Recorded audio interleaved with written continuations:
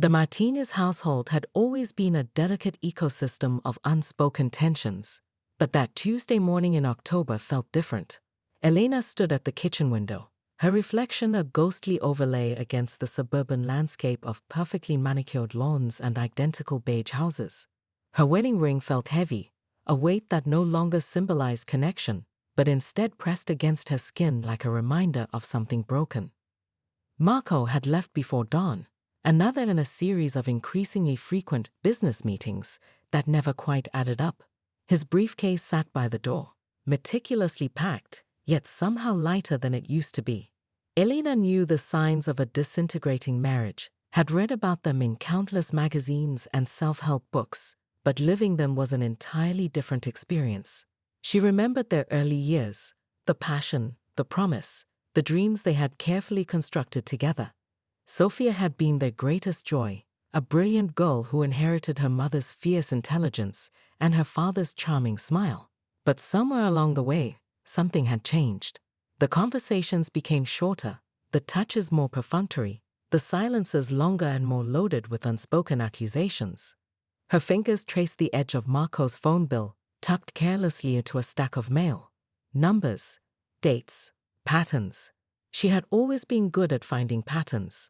As a forensic accountant, her professional skills of observation had made her exceptional at detecting inconsistencies.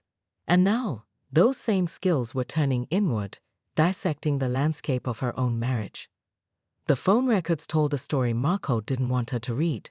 Repeated calls to an unknown number, late-night texts, charges from hotels in neighboring counties.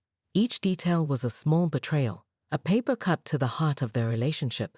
Elena knew Marco thought he was clever, that his carefully constructed facade would hold. But facades, like all fragile things, eventually crack. Sophia's room down the hallway was silent.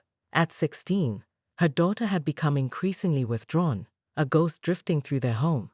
Elena had noticed the changes, the sudden weight loss, the dark circles under her eyes, the way she seemed to disappear into herself. But between managing her high-stress job and trying to maintain the illusion of a perfect family, Elena had pushed those observations to the periphery. The coffee machine gurgled, breaking the morning's thick silence. Elena poured herself a cup, her hand steady despite the hurricane brewing inside her. She would not be a victim. She would not let Marco's secrets destroy her.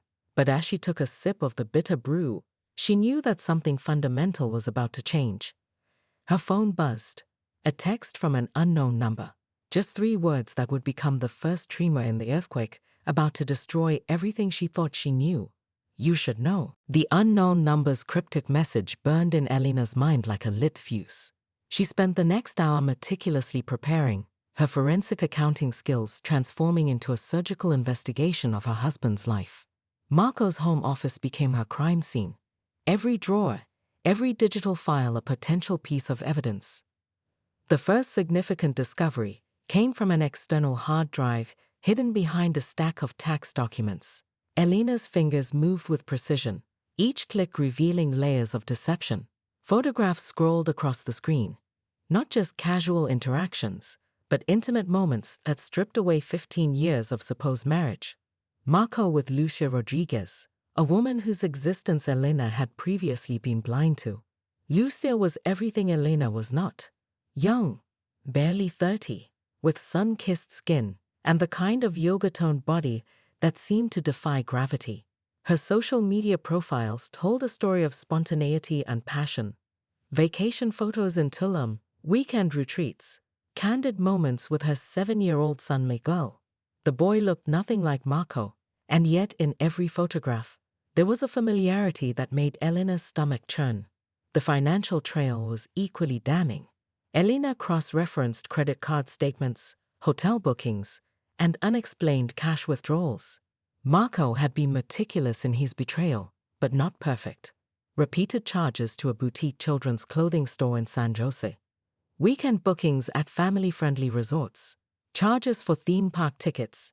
Each receipt was a knife twist, revealing not just an affair, but an entire alternative family Marco had been cultivating in secret. Text messages recovered from a backup told the most painful story. Intimate exchanges with Lucia revealed the depth of Marco's emotional investment. "Miguel asked about you today," one message read. "He says you're his favorite uncle." The word uncle felt like a mockery, a deliberate linguistic dance around the truth of their relationship. Elena printed everything. Each document, each photograph became a piece of evidence. She created a timeline, color-coded and precise, mapping out the trajectory of Marco's betrayal. The patterns were clear now. The late-night work calls, the sudden business trips, the increasing emotional distance. Most devastating was a series of emails between Marco and Lucia discussing potential guardianship arrangements for Miguel. They spoke of potential moves, of blending families, of a future that completely excluded Elena and Sofia. Her daughter, their daughter, was nowhere in these conversations. By the time Marco's car pulled into the driveway that evening, Elena was a portrait of controlled fury. The manila folder lay open on the kitchen table, a minefield of betrayal waiting to explode. She had always been a master of professional composure, but this was personal. When Marco walked in, briefcase in hand, and a forced smile on his face, Elena knew everything would change. The life they had built, the marriage they had constructed, was about to come apart at the seams, and she would make damn sure he understood the full weight of his destruction. Sofia's bedroom was a museum of abandoned dreams. Volleyball trophies gathering dust, half-finished college applications scattered across her desk, walls covered with photographs of a girl who was slowly disappearing. While her father showered attention on another woman's child, Sofia had been drowning in a sea of silent depression. Her therapist's last voicemail echoed with warning. She needs intervention. A message Elena had been too distracted to hear, too wounded to comprehend. The text message came like a punch. Amazing day with Miguel at Disneyland. Marco's excitement dripped from every word, punctuated by selfies of him and the boy wearing matching Mickey ears. At that exact moment, Sofia sat in her room, a carefully arranged collection of pills beside her, calculating the precise dosage that would finally make her invisible pain permanent. The happiest place on earth became the backdrop to a family's most tragic moment. Emergency services arrived with brutal efficiency. Elena's screams echoed through the neighborhood, a primordial sound of loss that no language could capture. Sofia, pale and still, looked almost peaceful. The toxicology report would later confirm a calculated overdose, each pill a testament to months of accumulated pain. Marco was unreachable, somewhere between Splash Mountain and It's a Small World, creating memories with a child who was not his own. Marco's jubilant Disneyland photos were still on his phone when he received the call. The contrast was grotesque. Mickey Mouse ears and celebration juxtaposed against the most devastating moment of his life. When he arrived home, the street was a tableau of tragedy, ambulance lights, neighbors whispering, Elena being held back by police, her body a hurricane of grief. The community turned against Marco with swift, merciless judgment. His professional reputation crumbled faster than his marriage. Lucia, realizing the depth of his betrayal, vanished with her son. Elena transformed from a wounded wife to a warrior of grief, her testimony in divorce proceedings a surgical deconstruction of Marco's moral failure. 1 year later, Elena established a foundation for teenage mental health, Sofia's memory driving her mission.